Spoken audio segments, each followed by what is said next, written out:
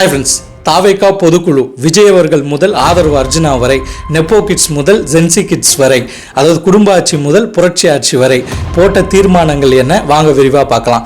அதாவது விஜய் அவர்களோட கரூர் இன்சிடென்ட்டுக்கு அப்புறம் விஜய் அவர்கள் முழுசாக பேசினது இப்போ தான், அதுதான் இந்த பொதுக்குழுவில். இந்த பொதுக்குழுவில் விஜய் அவர்கள் என்ன பேசியிருக்காருன்னு பார்த்தீங்கன்னா, கடுமையாக திமுகவை எதிர்த்திருக்காரு. ஆமாங்க, கரூர் இன்சிடென்ட்டுக்கு அப்புறம் விஜய் அவர்கள் பேசலை அப்படின்னு சொல்லிட்டு நிறைய சோஷியல் மீடியாவில் நிறைய வீடியோஸ் வைரல் ஆகிட்டு இருந்துச்சு.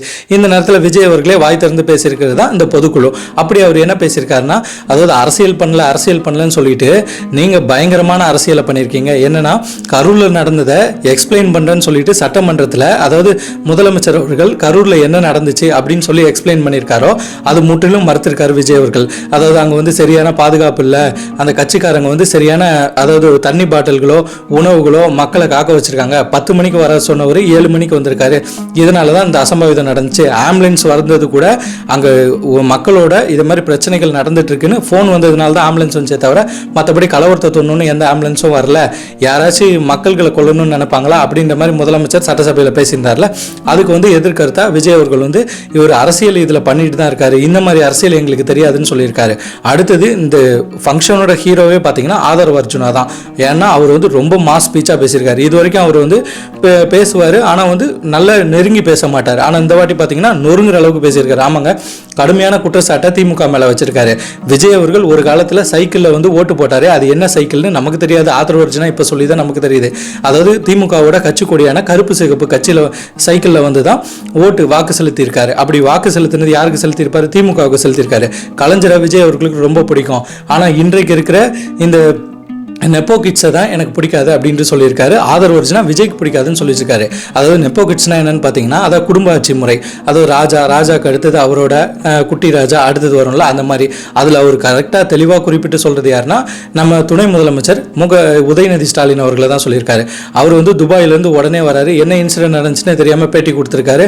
அது மட்டும் இல்லை, அன்பில் மகேஷ் அவர்களை மாபெரும் நடிகன்னு குற்றச்சாட்டு வச்சிருக்காரு. அதாவது அந்த பிரச்சனையில் அவர் அழுதது, அந்த மனக்கலங்கி அழுந்ததை இவர் இந்த மாதிரி பேசியிருக்காரு. அது மட்டும் இல்லைங்க, அதாவது பாரம்பரியமான கட்சின்றதுக்கு சான்றே இப்போ திமுக கலைஞர் வந்துட்டாரு, அடுத்தது ஸ்டாலின் அவர்கள் வந்துட்டாரு, அடுத்தது பார்த்தீங்கன்னா உதயநிதி வருவார், அடுத்தது அவருக்கு பின்னாடி இருக்கவங்க சன்னதிகள் வருவாங்க.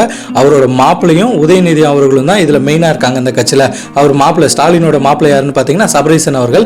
அவங்க 2 பேரையும் வளர்த்து விடுறது தான் ஸ்டாலின் அவர்களோட முழு வேலையாக இருக்குது. ஸ்டாலினுக்கு கட்சிக்குள்ளே என்ன நடக்குதுன்னே தெரியாது.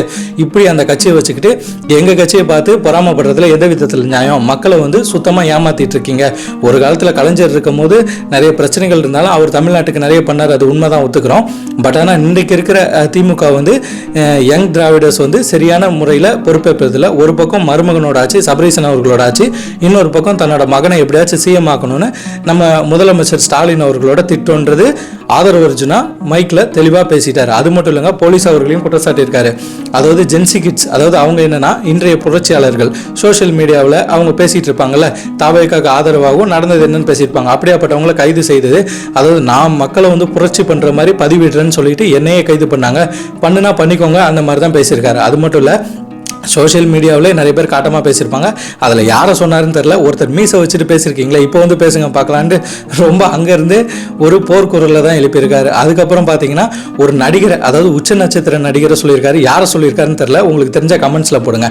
அதாவது அந்த நடிகர் நடிக்கும் போது மாற்றம் வேணும்னு சொல்லி அரசியலுக்கு இப்போ திமுகவுக்கே சார்ந்துட்டு அவங்கக்கிட்டே பேசிக்கிட்டு, அதாவது தாவேக்காவை குறை சொல்லிட்டு இருக்காரு. அந்த நடிகர் இதெல்லாம் ஒரு விஷயமா? எங்கள் தலைவருக்கு அவ்வளோ நடிப்பு தெரியும், ஆனால் அவருக்கு அரசியலில் நடிக்க தெரியாது. ஆனால் இவர் போய் அரசியலில் நடிச்சிட்டு இருக்காரு, அவரையும் காட்டமாக விமர்சிச்சிருக்காரு. யாரும் தெரிஞ்சால் கட்டாயமாக கமெண்ட்ஸில் சொல்லுங்கள்.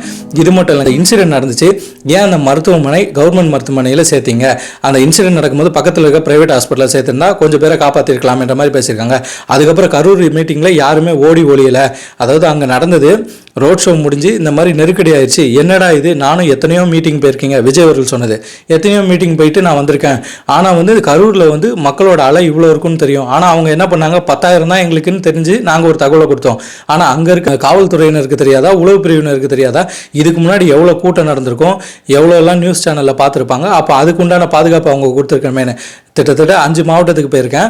அந்த மாவட்டத்துக்கு போகும்போது போலீஸ் அதிகாரிகள் வந்து வரவேற்பு பயங்கரமாக இருந்துச்சு. இதை பார்த்து நானே பிரம்மாண்டமாக மாறி சரி ஓகே ரொம்ப நன்றின்னு தான் ஃபஸ்ட்டு ஸ்டார்டிங்கில் காவல்துறையினருக்கு நன்றி சொன்னேன். அதுக்கப்புறம் அங்கே நடந்த இன்சிடென்ட்லாம் ஒன்று ஒன்றா நம்மளுக்கு கூட்ட நெரிசலை பார்த்து சீக்கிரம் கிளம்பலான்னு தொடர்பு கொண்டு தலைவர்கள் வெளியேறிட்டாங்க. அப்புறம் ஆதரவு அர்ஜுனா, அதுக்கப்புறம் 2ஆம் 3ஆம் கட்ட தலைவர்கள்லாம் அங்கே நின்றுட்டு இருந்தாங்க. நாங்கள் உள்ளே போயிருப்போம், ஆனால் போயிருந்தால் மேகப்பட்ட கலவரங்கள் வந்திருக்கோம். எப்படி ஜெயலலிதா அவர்களையோ எம்ஜிஆர் அவர்களையோ அவங்க பீரியடில் என்னென்ன பண்ணினீங்களோ, அதாவது ஆளுங்கட்சியை குறைசாட்டியிருக்காரு, இவங்களெல்லாம் பண்ண மாதிரி எங்களையும் பண்ணியிருப்பீங்க.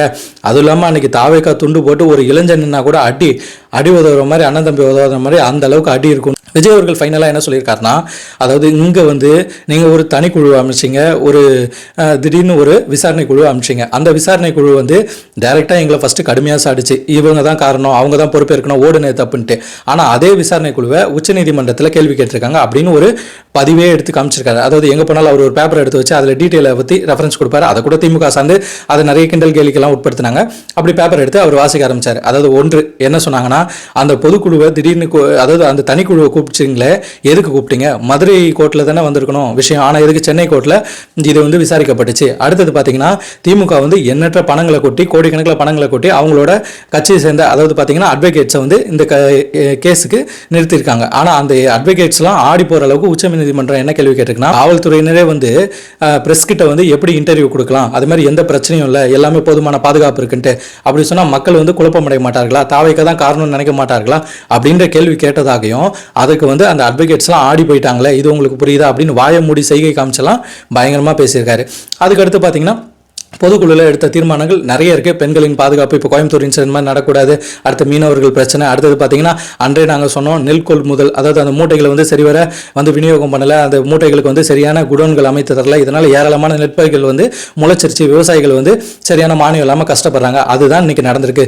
திருவாரூர் மாநாட்டில் வந்து நாங்கள் அன்றைக்கே சொன்னோம், திருவாரூரோட ரோட் ஷோவில், அதாவது திருவாரூருக்கு சரியான சாலை வசதி இல்லை, எதுவும் பிரச்சனை இல்லை, இந்த மாதிரி விவசாயம் செய்கிறவங்களுக்கு சரியான உதவிகள் புரியதில்லை அப்படின்னு சொல்லியிருந்தோம். அந்த இன்சிடென்ட் விளைவாக தான் இன்றைக்கி எல்லாமே நடந்துட்டு வருது. பாருங்க, நாங்கள் கட்சிகள் வந்து என்னென்ன தவறுகளை பண்றாங்களோ ஆளுங்கட்சியை நாங்கள் விமர்சித்தோம். இது ஒரு தப்பா? தாவேகாவுக்கு மக்களோட சப்போர்ட் இருக்கு, ஒரு பக்கம் தாவேகா, இன்னொரு பக்கம் திமுக, இப்பயும் நான் அதே தான் சொல்றேன் அப்படின்னு சொல்லிட்டு விஜயே முதல்வர் வேட்பாளராக, அதாவது எல்லா அடுத்து வந்த மாவட்ட செயலர்கள் எல்லாமே விஜயை தான் முதல்வர் வேட்பாளராக தீர்மானம் போட்டிருக்காங்க. அந்த தீர்மானத்தில் முக்கியமான ஒரு தீர்மானம் என்னன்னா, அதாவது பிரஸ் இந்த நிறைய இந்த சோஷியல் மீடியாவில் வைரல் ஆகிட்டு இருக்கல, பேச்சு சுதந்திரத்தை கட்டாயம் அப்படின்ற மாதிரி அந்த தீர்மானம் இம்பார்ட்டண்டாக கொடுக்கப்படுது. ஏன்னா நிறைய பேர் வந்து தாவேகா நடந்த இன்சிடென்ட் என்னன்னு சோஷியல் மீடியாவில் பேசப்போய் அவங்களாம் நிறைய அரெஸ்ட் நடந்துச்சுல, அது வந்து எங்களோட கட்சியில் கிடையாது, இந்த மாதிரி தீர்மானங்கள்லாம் அவங்க நிலைநாட்டியிருக்காங்க. அடுத்தது அங்கே வந்த ஒருத்தர் என்னன்னா, உங்கள் படத்தையே நாங்கள் ஓட வைப்போம், இந்த கட்சியை நாங்கள் வந்து தூக்கி விட மாட்டோமா, வெற்றி அடைய வைக்க மாட்டோமான்னு விஜய் அவர்களே சிரிக்க வச்சிருக்காரு. இப்படி தாங்க பொதுக்குழு மீட்டிங் ஃபைனலாக முடிஞ்சு. இன்னும் நிறைய விஷயங்கள் இருக்குது. அவர் பேசினதே நம்ம சொன்னால் நல்லா இருக்காது, அவர் பேசினதுல இருந்தால் மையப்புள்ளியை சொன்னால் தான் நல்லாயிருக்கும். பார்த்துருந்த உங்களுக்கு தாவேகா கட்சியை பற்றி நீங்கள் எப்படி நினைக்கிறீங்க? திமுக தாவேகாவை முடக்குதா, இல்லை தாவேகா திமுகவை எதிர்க்குதா? இதில் எந்த கட்சி 2026 ஆட்சி அமைச்சா உங்களுக்கு நல்லா இருக்குன்றதை நம்ம கமெண்ட்ஸில் போடுங்க. இதே போன்ற மேலும் வீடியோகளை காண நம்மளோட மிதுன் ஸ்டோரி சேனலை சப்ஸ்கிரைப் பண்ணுங்கள், ஷேர் பண்ணுங்கள், லைக் பண்ணுங்கள். நான் உங்கள் மிதுன், அடுத்த வீடியோவில் சந்திக்கலாம். பாய்.